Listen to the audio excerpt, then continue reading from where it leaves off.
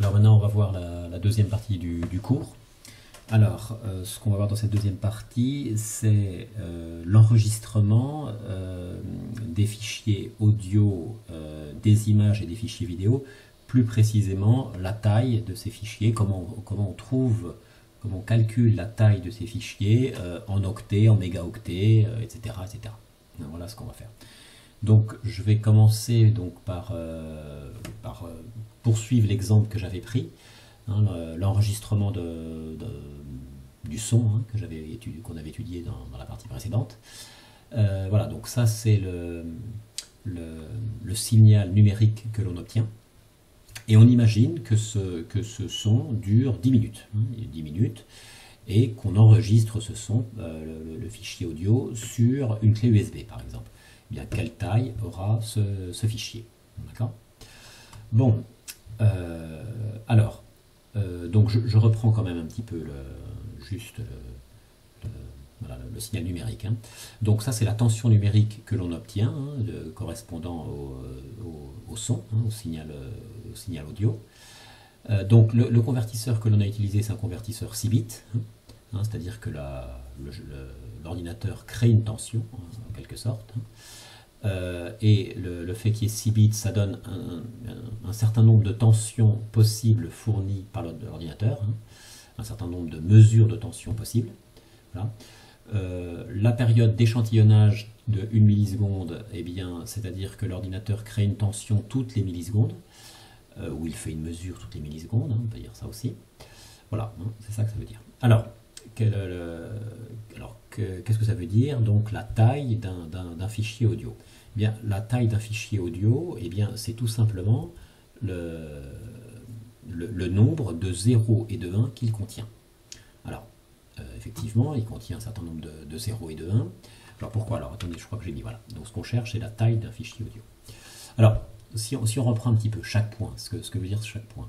Par exemple, ce point-là, si je regarde l'ordonnée, ou ce point-là, c'est plus au milieu, donc ici, si je regarde l'ordonnée, le niveau, hein, c'est-à-dire le nombre décimal correspondant, c'est 55, d'accord? Et ça correspond à une certaine tension. Et on avait vu que à ces nombres décimaux correspondait un certain nombre binaire, à 6 bits, là, en l'occurrence. Voilà. Donc, au nombre 55 correspond un nombre binaire à 6 bits. Celui qui est juste avant, bah, c'est 54. 54 aussi. Là aussi, c'est 54.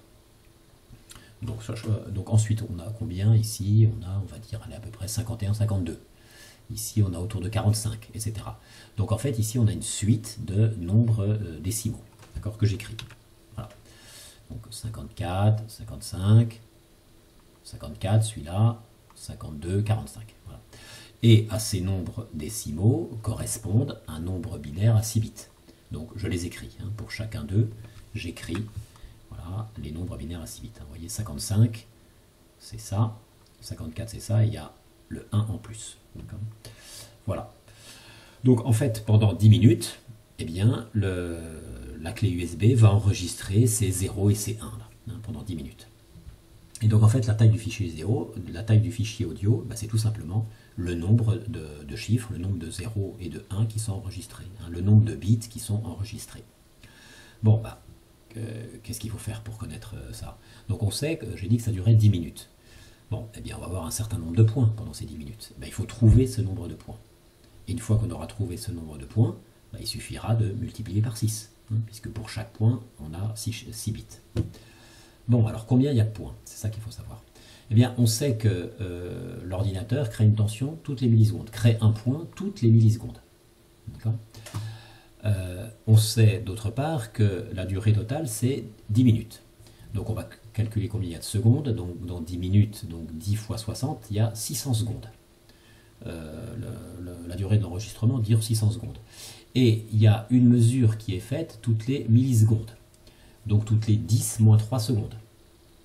Donc pour trouver le nombre de points, eh bien, il va de soi qu'il faut diviser la durée totale par la période de l'échantillonnage, par ces 10 moins 3 secondes. Donc il faut le calcul, donc c'est 600 divisé par 10 puissance moins 3. Et 600 divisé par 10 puissance moins 3, ça fait 600 fois 10 puissance 3. Et 600 fois 10 puissance 3, ça fait 5 zéros, donc ça fait 6 10 puissance 5. Donc la taille du fichier, c'est 6 10 puissance 5 bits. Alors si on veut le rédiger correctement, voilà ce qu'il faut écrire, hein, taille du fichier en bits. Donc on calcule le nombre de mesures.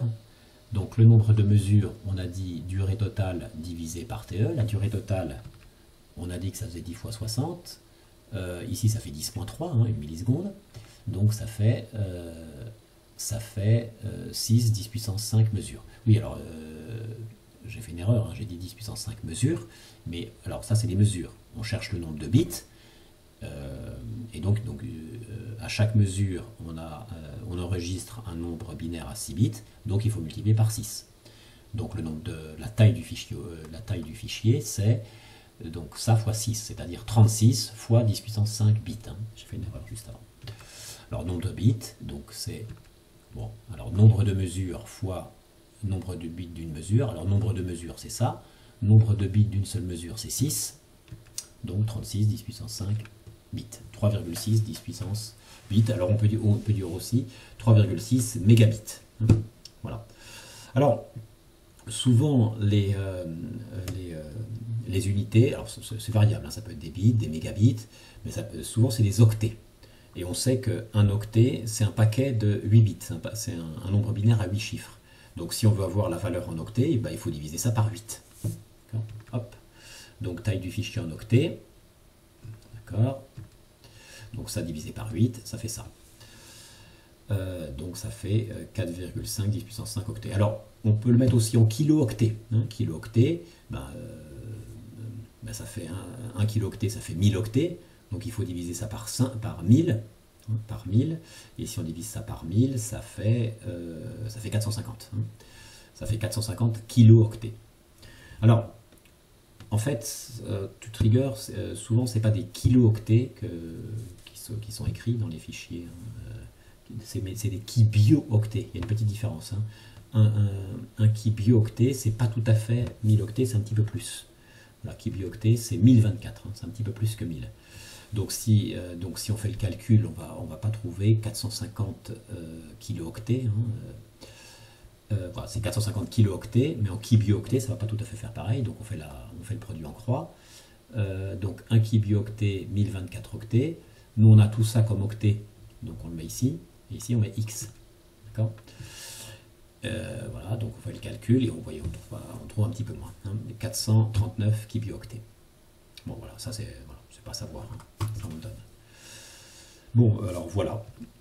Alors, il y a aussi une autre on vous demande de calculer dans votre programme, on vous demande de connaître le débit binaire. Alors, quand une clé USB enregistre un fichier audio, elle le fait à un certain rythme. Donc voilà, on appelle ça le débit binaire. Alors, avec le nom, on peut comprendre ce que ça veut dire. Débit, c'est quelque chose par seconde. Le débit d'une rivière, c'est des mètres cubes par seconde. Voilà, donc le débit binaire, qu'est-ce que ça va être? Eh bien, ça va être des bits par seconde. Voilà, ça va être des bits par seconde. Donc, on vous demande le débit, pour faire un enregistrement correct, il faut un certain débit. Ben, quel doit être le débit? Eh bien, nous, quand le fichier audio contient 3,6 10 puissance 6 bits, et le fichier audio dure 10 minutes. C'est ce qu'on a dit. Donc du coup, le débit binaire il va être de combien? Eh bien, ça va être le nombre de bits total divisé par la durée totale. Donc ça, divisé par 10 minutes en secondes. Voilà, parce que c'est des bits par seconde. Alors voilà. Donc taille du fichier en bits, durée du transfert en secondes. Donc ça, taille divisé par delta t. Donc ça divisé par la durée en secondes. Donc on trouve 6000 bits par seconde. Voilà, donc il y a une autre formule pour le débit binaire. Eh bien, le débit binaire aussi, on peut dire que c'est le nombre de bits transférés pour une mesure divisé par le temps qui s'écoule entre deux mesures. Alors, chaque mesure, donc notre convertisseur fait 6 bits, donc chaque mesure fait 6 bits, et ces 6 bits, ils sont transférés en combien de temps? Eh bien, en 1 milliseconde, puisque c'est la période d'échantillonnage. Donc l'autre formule, ça va être le nombre de bits du convertisseur divisé par la période d'échantillonnage. D'accord, donc 6 kilobits. Alors, nombre de bits transférés pour une mesure. Donc ça va faire 6 divisé par la période d'échantillonnage, donc c'est 1 milliseconde, ça fait 10 moins 3. Donc ça fait 6 divisé par 10 moins 3, donc ça fait 6000. 6000 bits par seconde, c'est ce qu'on trouve ici. Alors, en fait, il existe, on peut dire, à partir de celle-là, encore une autre formule, puisque 1 sur TE, c'est la fréquence d'échantillonnage. Et le nombre de bits transférés, eh bien, ça correspond au nombre de bits du convertisseur. Donc D, on peut dire que c'est égal à FE, la fréquence d'échantillonnage, fois le nombre de bits du convertisseur. C'est ce que j'ai mis. Donc ici, la fréquence, donc la période, c'est 10-3 secondes. Donc la fréquence, c'est 1000 fois 6. Donc ça fait bien 6000. Vous voyez, dans les trois formules, on trouve bien la même chose. Bon, alors voilà, ça c'est fait. Alors maintenant, on va passer à autre chose. On va voir comment on fait pour enregistrer une image ou une vidéo, et puis la taille du fichier correspondant. Donc il s'agit d'images numérisées. Donc d'abord, il faut que je parle un petit peu de synthèse additive pour qu'on comprenne comment un ordinateur crée les couleurs. D'accord ? Alors, pour ça, je vais ouvrir Paintbrush. Oui, oui, Paint, voilà. Donc là, j'ai Paint. Alors, modifier les couleurs. Donc ici, vous voyez, on a des couleurs, en fait. Mais si on fait un zoom sur le vert, ou sur le bleu, ou sur je sais pas moi, le orange ici, ou le rose, et bien si on fait un zoom, voilà ce que l'on verra. On verra ça. Voilà, on verra ça. Vous voyez, de là à là, ça fait 1 mm. Et donc, on verra, en fait, des petites diodes, rouge, vert, bleu, rouge, vert, bleu, rouge, vert, bleu, côte à côte, et un ensemble rouge, vert, bleu, comme ça, on appelle ça un pixel. Et puis, donc un pixel est constitué de 3 sous-pixels. Une sous-pixel rouge, un sous-pixel rouge, un sous-pixel vert, un sous-pixel bleu. D'accord, voilà ce qu'on verra. Donc, comment est fabriqué, comment est constituée la couleur dans un ordinateur, comment est réalisée la couleur dans un ordinateur. Alors, par exemple, on veut que l'écran soit vert. Eh bien, on allume tous les sous-pixels verts et on éteint tous les sous-pixels bleus et rouges. Voilà. Si on veut du blanc, non, alors si on veut que du rouge, par exemple, eh bien, on allume tous les rouges et on éteint tous les sous-pixels bleus et verts. Voilà. Alors maintenant, si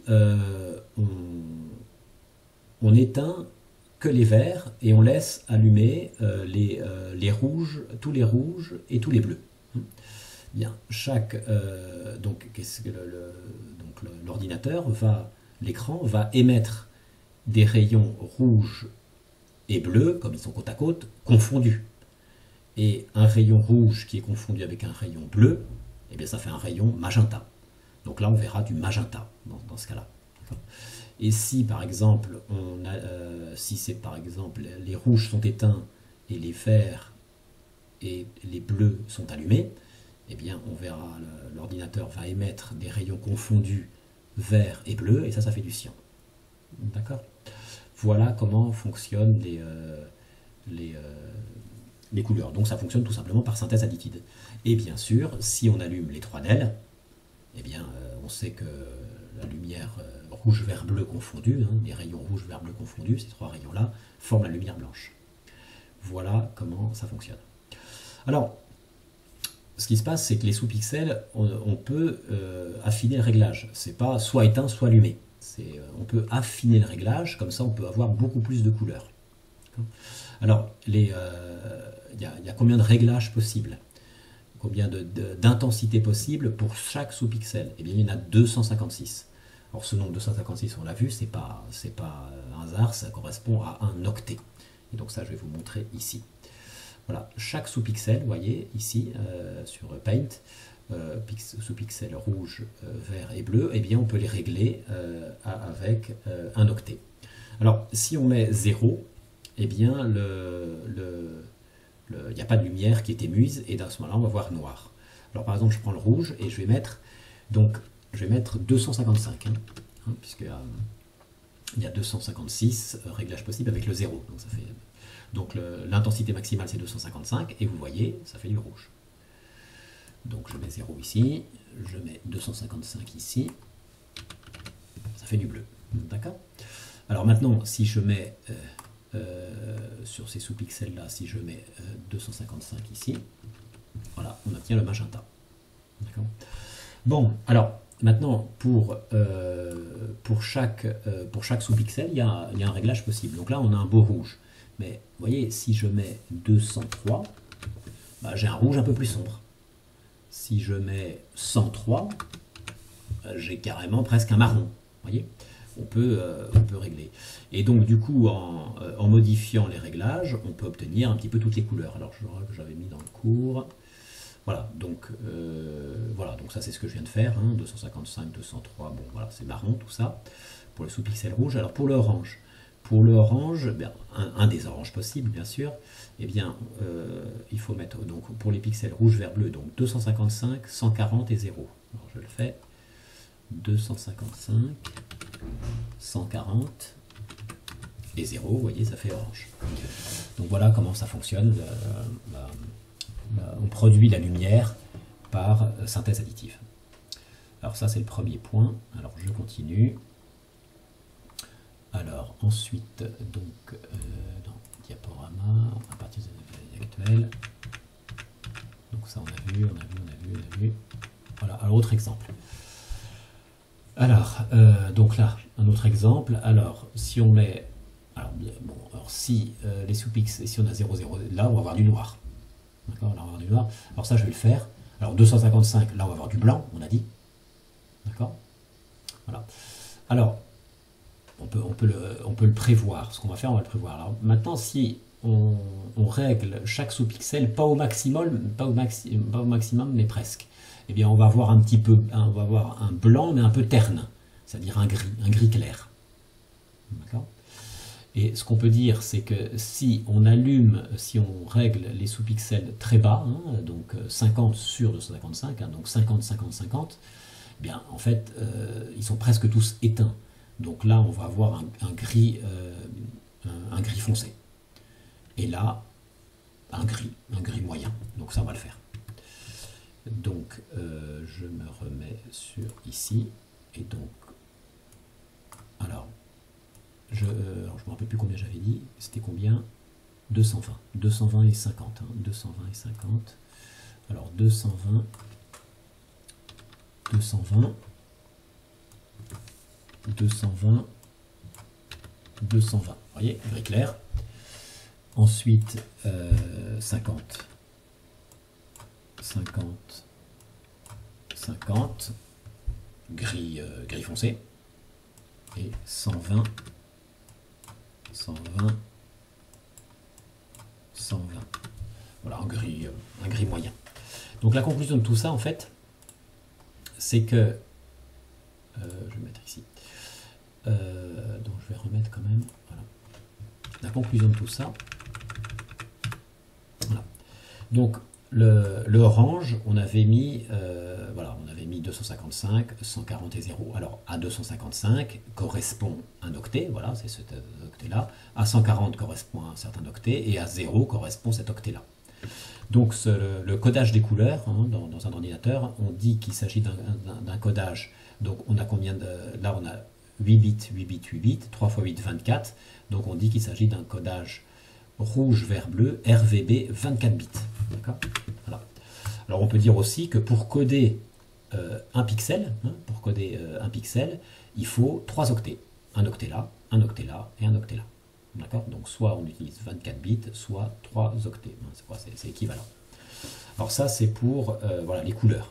Alors après, si notre image numérisée, elle est en noir et blanc, hein, en gris donc, et bien à ce moment-là, voilà, donc voilà, ça je l'ai mis, voilà, c'est les couleurs qu'on avait vues, hein, noir, blanc, gris très clair, gris très foncé, gris. Et bien à ce moment-là, pour coder les images en noir et blanc, et bien un seul octet suffit puisque c'est le même. D'accord, on n'a pas besoin de 3 octets, hein, puisque c'est à chaque fois le même octet. Voilà, donc on économise la taille des images vidéo en noir et blanc sera plus faible. Bon, alors maintenant, ce qui nous reste à voir, c'est la taille d'une image numérisée. Hein, quelle est la taille en octets, en mégaoctets, etc. Et pareil pour une vidéo. Alors, il y a deux définitions dans votre programme.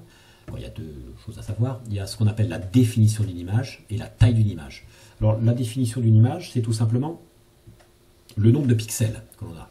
Alors, par exemple, si on a cette définition-là, 640 x 480, eh bien, la définition, il faut faire le produit, et on trouve un certain nombre de pixels. Voilà, on trouve ça. Voilà, ça de pixels. Alors après, la taille, donc ça c'est le nombre de bits, ou le nombre d'octets, exactement comme pour le fichier audio. Eh bien, comment trouver la taille d'une image?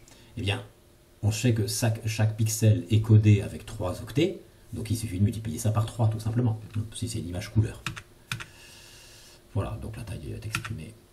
Voilà, donc voilà, c'est le nombre de pixels fois 3 octets, donc ça fois 3, ça fois 3. Voilà, on trouve ça. Alors maintenant, imaginons qu'on ait une vidéo. Voilà, bon, ok, kilooctets. Alors imaginons qu'on ait une vidéo. Donc on réalise un film de 24 images par seconde pendant une durée de 7 minutes. Quelle sera la taille du fichier? Eh bien, ce qu'il faut connaître finalement, c'est le nombre d'images total pour la vidéo. Et une fois qu'on aura le nombre d'images, eh bien on sait que chaque image est codée avec 922 kilooctets. Eh bien, il suffira de multiplier par ça. Voilà. Donc en gros, il suffit de connaître le nombre d'images. Alors, donc 24 images par seconde, 7 minutes. Donc dans 7 minutes, il y a combien de secondes? Donc 7 fois 60, et le nombre d'images, ça sera fois 24. Donc, alors je sais pas, alors quelle est la taille? Nombre total d'images, voilà, 24 fois 7, ça fait ça. Et on multiplie ça par ce qu'on a trouvé précédemment. Voilà, par ça. Et on trouve le nombre d'octets, donc 9,9 gigaoctets. Je ne sais pas si je l'ai mis, non, je ne l'ai pas mis. 9,29 gigaoctets. Voilà, donc ce cours est terminé et c'était le dernier cours de l'année. Voilà.